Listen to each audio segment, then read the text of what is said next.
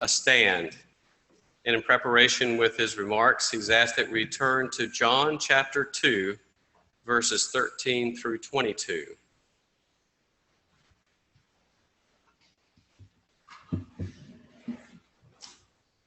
John chapter 2, verses 13 through 22.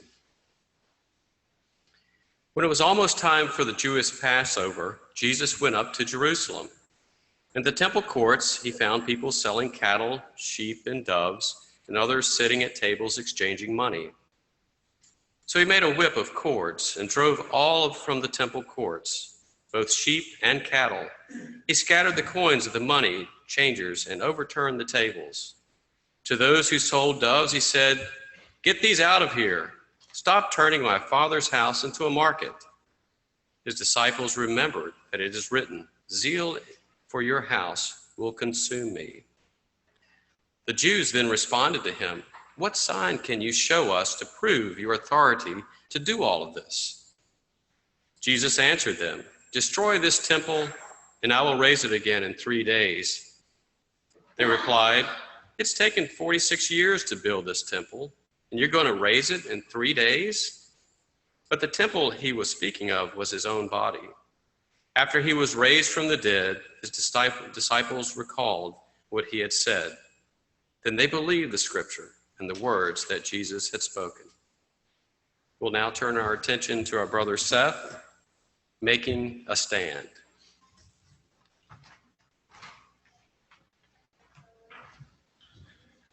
Good morning, everybody. So, the title of my words this morning is Making a Stand. And I'd like to point out that when I say making a stand, I kind of mean like representing righteousness. I mean, standing up in situations that might be uncomfortable, might have a degree of conflict, in order to stand up for a change that is right, to stand up for what you believe in. And speaking of conflict, this is a topic that I've been thinking about a lot lately because I avoid conflict with every inch of my being. I absolutely hate confrontation, and I basically avoid any situation remotely confrontational, and not even just like an argument or anything to that level. I mean, potentially disagreeable topics, anything that's not 100% neutral. I try to keep that completely off the board. I don't want to make someone else uncomfortable. I don't want to feel uncomfortable. I go out of my way to make sure I have zero conflict in my life. And I've always felt like this was a Bible-supported trait. Like, by doing this, by never making anybody feel uncomfortable, I was doing what the Bible told me to do. Thinking of passages like Romans 12, 17 through 18, which reads, "Repay no one evil for evil, but give thought to do what is honorable in the sight of all. If possible, so far as it depends on you, live peaceably with all." Live peaceably with all. Another passage that would come to mind that I would use to defend this behavior of mine is Matthew 5, verse 39. Jesus says, "But I say to you, do not resist the one who is evil, but if anyone slaps you on the right cheek, turn to him also the other also." But I've really started thinking about this more lately. You know, completely avoiding conflict or uncomfortable situations to the degree that I tend to makes it really nearly impossible to get anything done at all. Especially considering, for example, my job. I'm a restaurant manager. I run a staff in a restaurant. And if I really, truly avoided any uncomfortable situations with my staff at all times, nothing would get done. The place would completely fall apart. An example, every single week, every few days, we have to have a discussion about this cubby where dirty dishes go. So you clear your dishes off of a table, the staff puts them in this bin that goes in a little cubby that's kind of hidden from sight from people in the restaurant. The dishwasher goes and gets it, takes it to the back. And this cubby gets kind of gross, as you could imagine. And you could also imagine that nobody wants to clean the cubby. And so the cubby, every now and again, I'll come in the morning and it's gross. No one cleaned it up.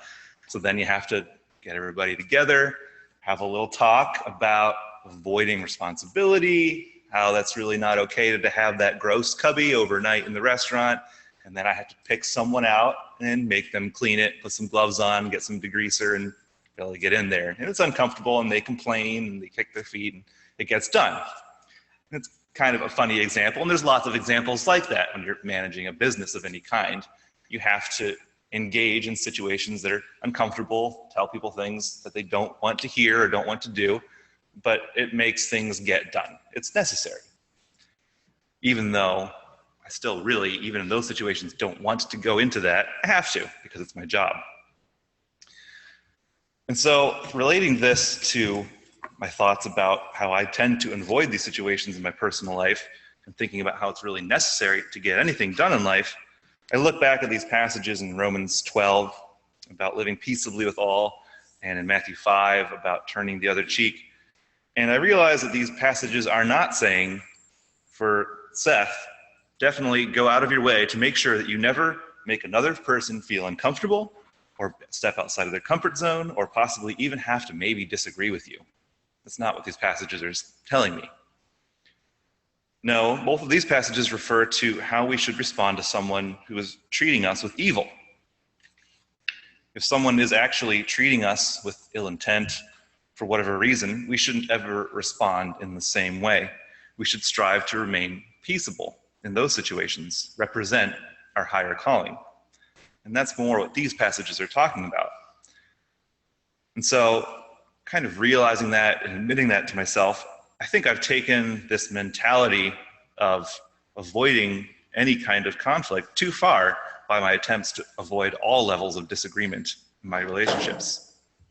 And in reality, there are examples throughout the Bible of jumping into conflict, jumping into confrontational situations, and not for the sake of an argument or just to create a problem, but for the sake of standing up for what is right.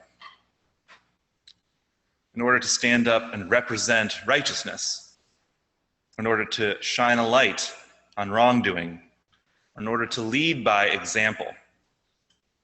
In order to do these things, we have to step outside of our comfort zone. I have to step outside of my comfort zone. We may even have to force others to step outside of their comfort zones and have to face information or situations that they're otherwise avoiding, and that we can help them to see and to come to in order to make a change, in order to make a stand for righteousness. When we look through the Bible, we see people who did not shy away from conflict at all, but they addressed it head on in order to make a stand for righteousness, in order to create a change for better. And looking at these examples for us can inspire us to be like them. And there's really numerous examples throughout the Bible, and I want to look at 3 very well-known stories of people in the Bible making a stand, and they each do so in a different way that is instructive to us about the ways in our life that we can make a stand for righteousness. And I think that different situations present different kinds of opportunities and require different ways of making a stand. And the first I want to consider is the story of Daniel. In Daniel chapter 6. We all know this story, the story of Daniel in the lion's den. So Daniel, of course, has been taken up to Babylon, and he's a high official there. After several years of being there, he's brought to a very high position. He's in a position to essentially run the nation of Babylon. And so, of course, this brings about the jealousy of the other satraps, the other officials, who are not regarded quite as highly as Daniel. And so they set up a situation to bring him down, essentially. They get King Darius to decree that nobody should pray or make petition to anyone but him for 30 days. They do this knowing that Daniel, of course, is going to continue to pray, as he always has, to his God, facing Jerusalem out of the window of his bedroom. And Daniel knows what's going on.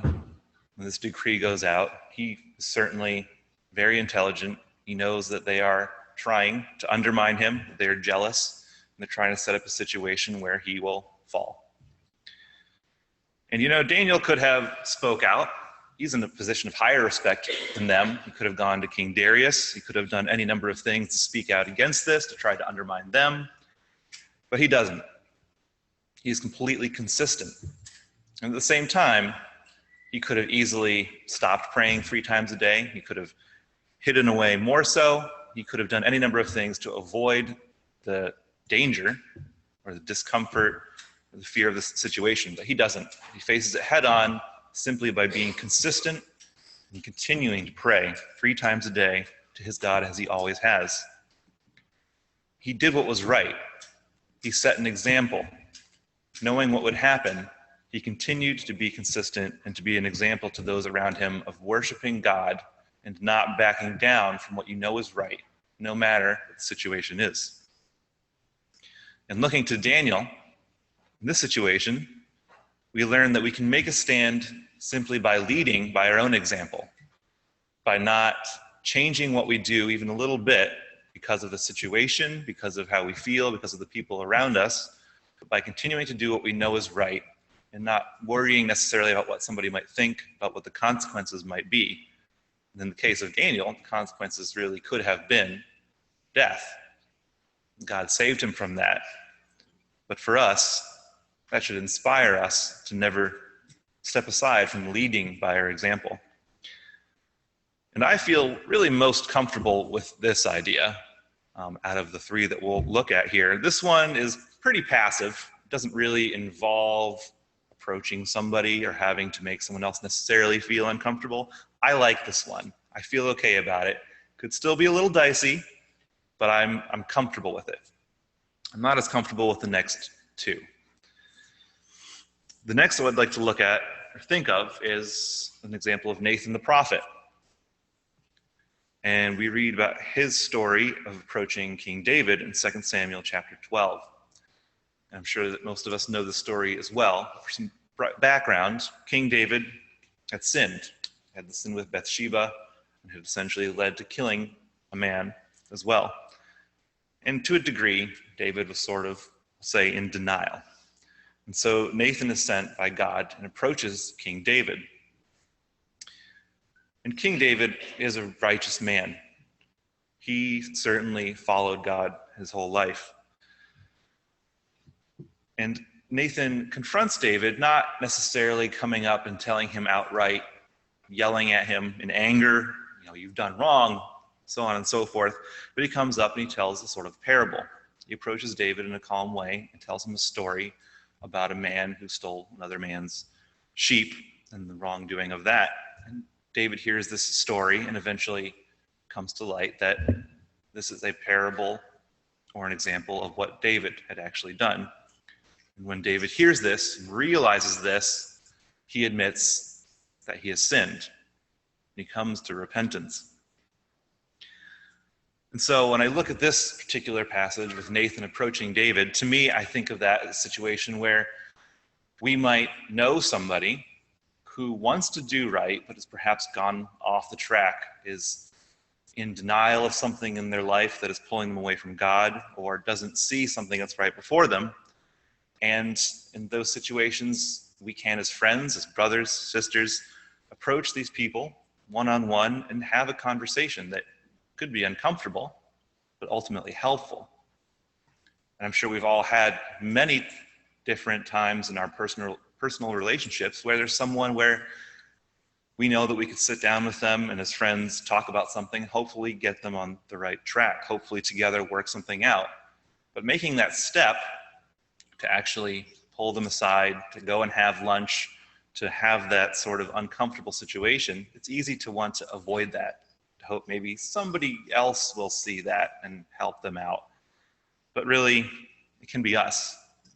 We need to face up to the discomfort of that situation when it's right and with prayer, and support and help our brothers, our sisters, our friends.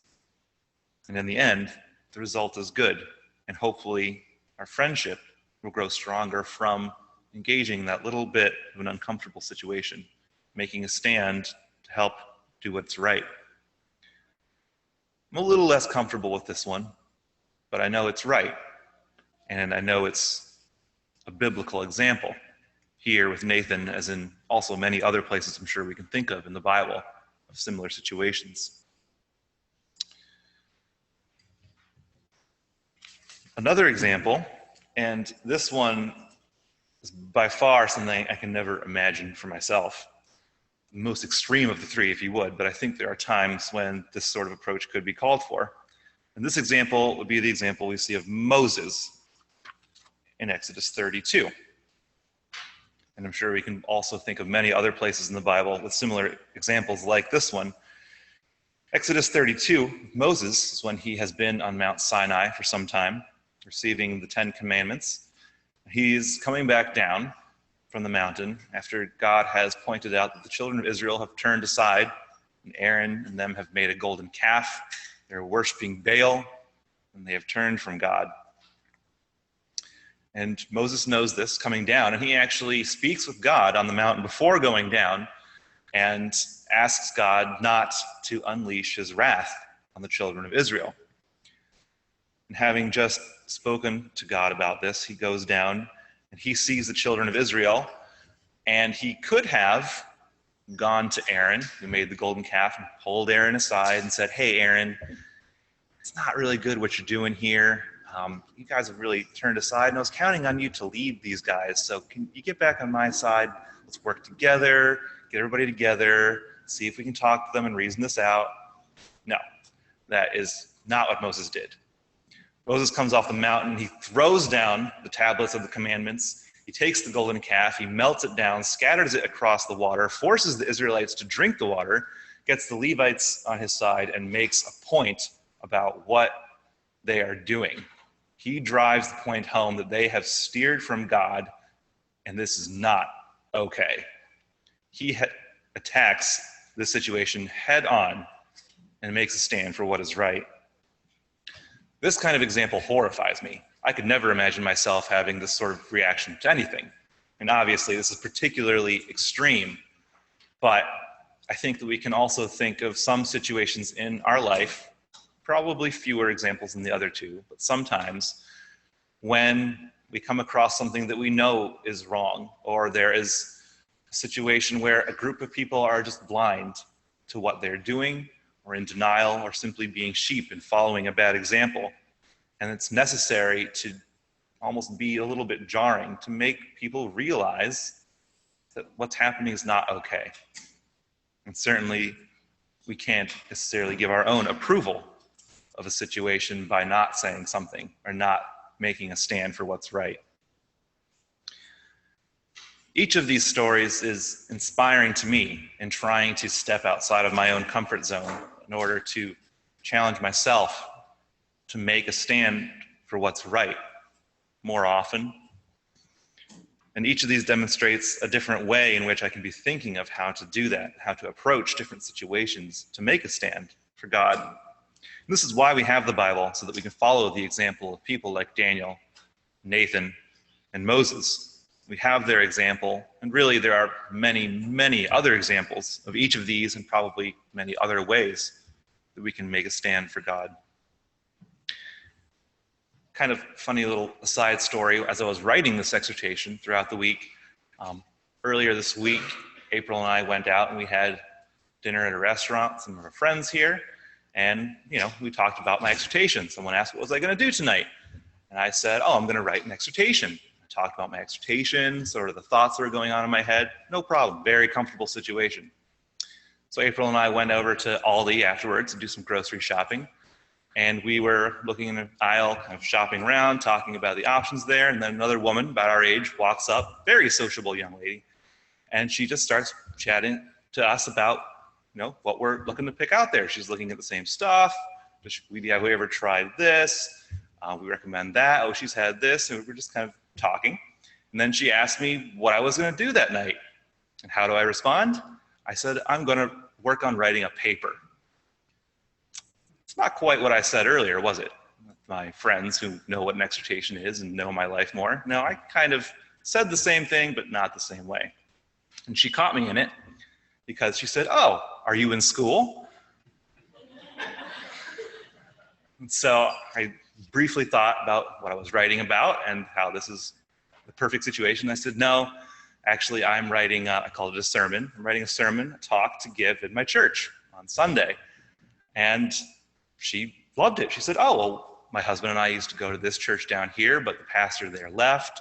Where do you go to church? So on and so forth. And we talked for probably 10 minutes with this young lady. And she got the address that we come to here and had a very lovely conversation. And it's just funny to me to think of, here's a perfect little example of a very subtle change. Do I say I'm writing a talk, an exhortation, or do I say I'm writing a paper? What is the difference between that? And why did I say I was writing a paper? That's for all the reasons I brought up in the beginning. I avoid anything that's not completely neutral, anything that's going to be maybe the hint of uncomfortable, but it wasn't at all. I had no reason to be like that, and I need to stop that instinct in myself and instead make a stand, even in the subtle things, like the words we choose each day, make a huge difference in representing God and representing our faith. And we need to remember these people, the examples in the Bible, so that we are always making those right decisions, and we are always standing up for God. And so when we come here every Sunday, we come here primarily to remember Jesus. And of course, Jesus is the perfect example of how we should live our life, of following God completely, of always making a stand. And all of these examples that we've seen in Daniel, Nathan, and Moses, Jesus has situations that we see in him of handling different confrontations in very much the same sort of ways. If we look at John chapter 3, verses 1 through 21, it's the story of Nicodemus, who's a Pharisee, comes to speak to Jesus. And he comes to speak to Jesus at night. We know that Nicodemus becomes a follower of Jesus despite being part of the group of the Pharisees who very much opposed or worked against Jesus. Jesus reasons with Nicodemus. He tells him about being born again, tells him about God's forgiveness. And we read in verse 21, Jesus says to Nicodemus, "But whoever does what is true comes to the light, so that it may be clearly seen that his works have been carried out in God." This is Jesus gently confronting Nicodemus one-on-one, because Nicodemus, again, came to him by night. He's following Jesus, but he's hiding his actions, probably out of fear of his other Pharisees. And Jesus is telling him here, you need to follow me in the light. This isn't something that you do in the darkness or hiding from others, but it's something that you need to do so that your works can be seen to be carried out in God. And this is not unlike the example we saw in Daniel of approaching someone who is favorable to us, a friend, someone we know wants to be on our side, but maybe just needs a little help, a little nudge in the right direction. We look at John chapter 2, which is the opening passage that was read. We see Jesus acting very much like how we saw Moses act coming off of Sinai when Jesus comes into Jerusalem and he cleanses the temple. Again, he could have gone into the temple marketplace. He could have gotten up in a soapbox and began speaking calmly in a parable about how the situation here was wrong, and everyone should really think hard about that. He doesn't do that. No, he goes in, he makes a whip of cords, he overturns their tables, and he drives them out. He made a stand here in that this is something that the Israelites, the Jews, had become blind to, allowing this to happen in the temple, to be turned into a place of business, into a market. And Jesus does not want them to be blind to that. He stands up and he makes a point that this is wrong. And he stops it, even if just for a temporary moment, very forcefully. Jesus always led by perfect example. He led by perfect example to the point of his own death on the cross. On the cross, he could have called angels to rescue him. He could have drank more of the gall to try and ease his pain, even just a little bit. But he didn't.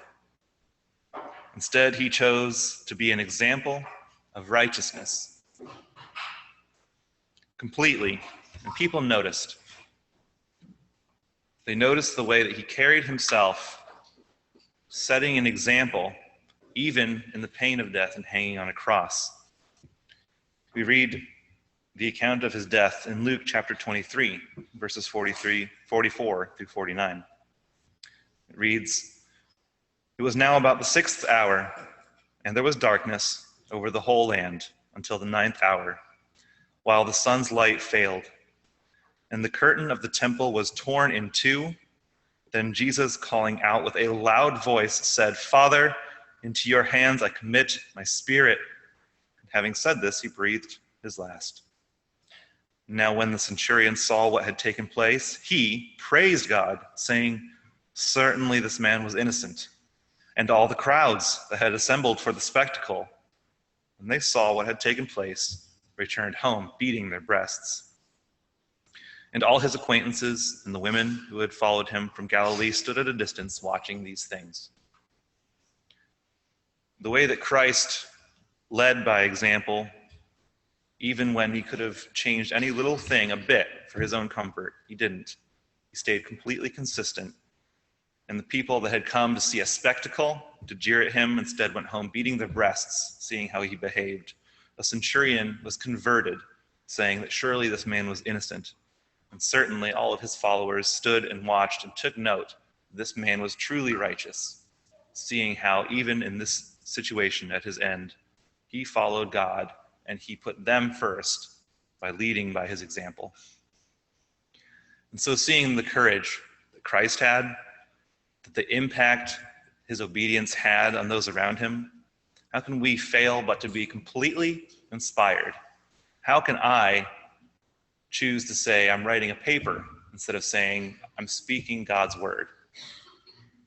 Seeing Christ and his bravery and his stand should make it very easy for us in every opportunity that we have to also make a stand, to make a change, and to be representatives of God's righteousness, his hope, and his plan that we have through Christ. Thank you.